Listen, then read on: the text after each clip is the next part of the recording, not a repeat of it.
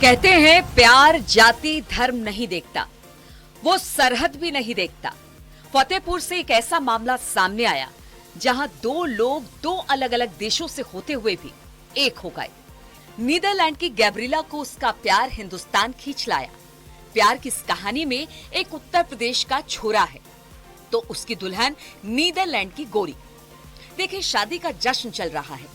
दूल्हा दुल्हन के साथ उसके नाते रिश्तेदार भी खुशी से झूम रहे हैं। यहाँ दो संस्कृतियों का मिलन दिख रहा है। दूल्हा हार्दिक और दुल्हन गैब्रिला के लिए भी ये यादगार पल बन गया जब दोनों ने एक दूसरे को माला पहनाई और 7 फेरे लिए। इस तरह दोनों शादी के बंधन में बंध गए। इस दौरान हल्दी की रस्म हुई, महिलाओं ने गीत गाए। 29 नवंबर को दोनों एक दूजे के हो गए। रिश्तेदारों ने दोनों को आशीर्वाद दिया।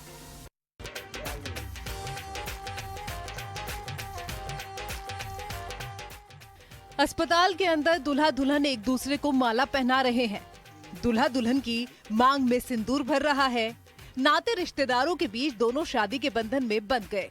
लेकिन शादी तो मैरिज हॉल में होती है, तो अस्पताल में शादी की क्या जरूरत पड़ गई, जहां एक हॉल को ही मंडप बना दिया गया।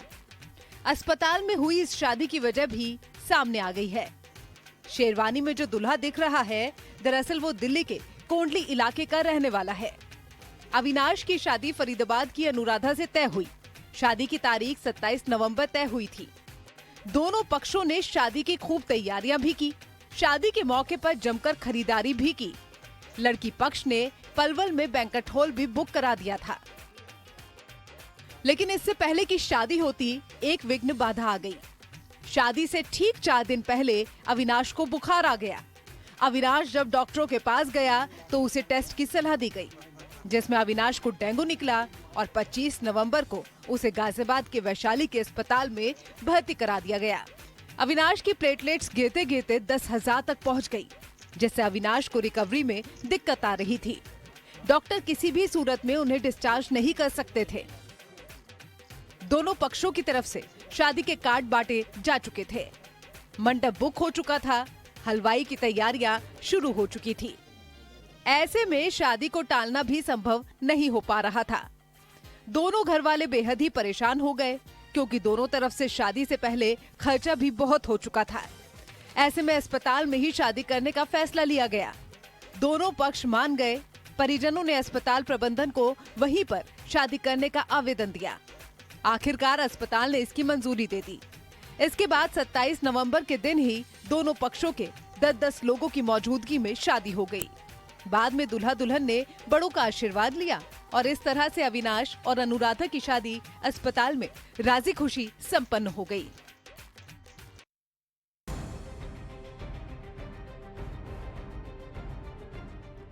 एमपी में एग्जिट पोल भी आ गए। जिसकी जीत की खबरें हैं वो खुश हैं और जिनकी हार की खबरें हैं वो भी आश्वस्त हैं कि जीत उनकी होगी। अब एग्जिट पोल के बाद काउंटिंग की बारी है, जिसकी चल रही तैयारी है। एमपी में 3 दिसंबर को परिणाम आएंगे। काउंटिंग को लेकर स्ट्रांग रूम की सुरक्षा को लेकर तैयारियां तेज हो गई है। प्रशासन और पुलिस की टीम मॉक ड्रिल कर रही है। पुरानी जेल के बाहर जवानों को भी तैनात कर दिया गया है। यहाँ करीब 1600 जवान स्ट्रांग रूम की सुरक्षा करेंगे। तो वहीं भोपाल के स्ट्रांग रूम की सुरक्षा को लेकर निर्देश जारी किए गए हैं। हर कमरे में 4-4 तीसरी आंख मतलब सीसीटीवी कैमरे लगाए जाएंगे। इससे समझ सकते हैं कि 360 डिग्री से नजर रखी जाएगी। वहीं स्ट्रांग रूम से काउंटिंग रूम तक के रास्ते पर कैमरे की नजर होगी। काउंटिंग स्टेशन पर घड़ी, मोबाइल, कैलकुलेटर, पानी की बोतल को प्रतिबंधित किया गया है।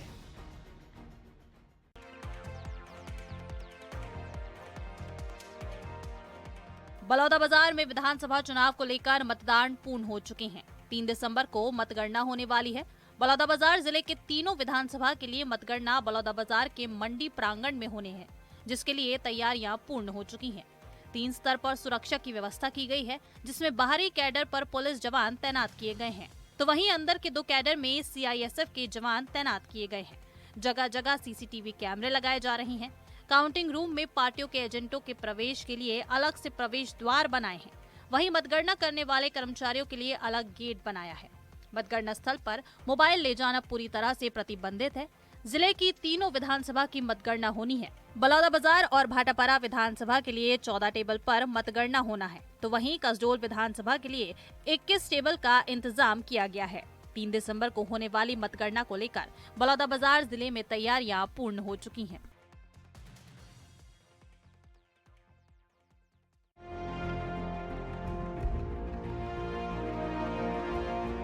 अब रेल यात्रियों की टेंशन बढ़ने वाली है। शादियों के सीजन में परेशानियां बढ़ने वाली हैं, क्योंकि रेलवे ने एक ऐसा फैसला किया है जो आपको मुश्किल में डाल सकता है।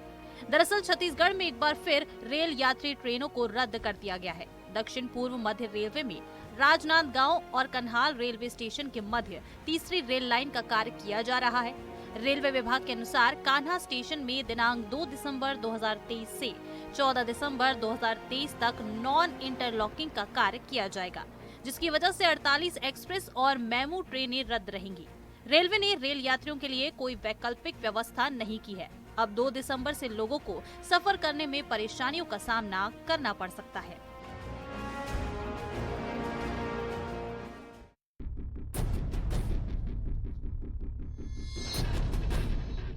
इंदौर के तलावली चांदा की मल्टी के फ्लैट में आग लगने से इप्का कंपनी के मैनेजर की पत्नी जिंदा जल गई। धुआं देख पड़ोसी पहुंचे और दरवाजा तोड़ा, लेकिन तब तक देर हो चुकी थी। पुलिस का कहना है कि अभी आग लगने का कारण पता नहीं चल पाया है। पुलिस मौके पर पहुंची और पूरे घर की छानबीन की। कुछ लोगों का कहना है कि अंदर कुछ ब्लास्ट जैसा जरूर हुआ था। टीवी भी जली हुई मिली है। घटना के वक्त स्वाति फ्लैट में अकेली थी। जब घटना के बाद लोग अंदर पहुंचे तो स्वाति का शव पड़ा हुआ था। वो पूरी तरह से झुलस चुकी थी। पास में टीवी जली हुई थी और कमरे में सैनिटाइजर पड़ा था।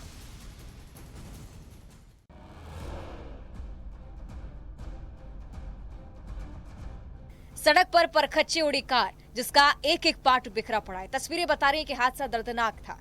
राजधानी भोपाल की तस्वीरें हैं। शिवाजी चौराहे पर हादसा हुआ। एक तेज रफ्तार कार अनियंत्रित होकर पलटकर फुटपाथ पर चढ़ गई। कार में 5 दोस्त सवार थे।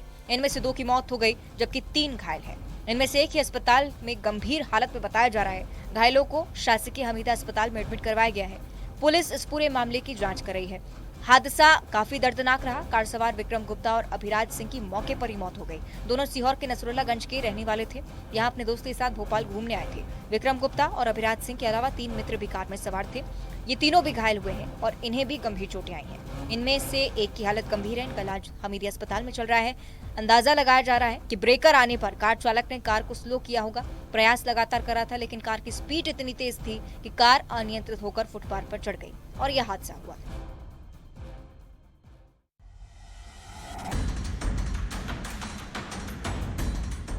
रीवा जिले में भी अवैध रेत का काला कारोबार फल फूल रहा है। त्योंथर तहसील की तमस और बेलन नदी में रेत का अवैध कारोबार चल रहा है। हेवी मशीनों के माध्यम से बरुआ, तमसा, आरती घाट, बाबूपुर, चिल्ला 1 दर्जन से ज्यादा घाटों पर अवैध खनन चल रहा है। नाव और ट्रैक्टर के माध्यम से एमपी से खनन कर रेत को यूपी भेजा जा रहा है। इससे पहले भी शहडोल में रेत माफिया ने ट्रैक्टर से कुचलकर पटवारी की हत्या की। सत्याकांड के बाद प्रदेश में सियासत गरमाई। इसके बावजूद रीवा जिले के चौथर तहसील के तमस और बेला नदी में नाव में हेवी मशीन लगाकर 1 दर्जन से ज्यादा घाटों से रेत का उत्खनन किया जा रहा है। ट्रैक्टर ट्रॉली सहित नाव के माध्यम से यूपी परिवहन किया जाता है। इसके अलावा इलाके में रेत और खनन माफिया का बोलबाला है। रेत का काला कारोबार बेखौफ तरीके से चल रहा है, जिसका जिम्मेदार मौन है। तस्वीरें साफ बयां कर रही हैं कि कैसे नदी से रेत निकाली जा रही है और इस मामले में त्योथर एसडीओपी उदित मिश्रा की माने तो जल्द से जल्द खनिज, राजस्व विभाग और पुलिस की संयुक्त टीम बनाकर कार्रवाई करेंगे।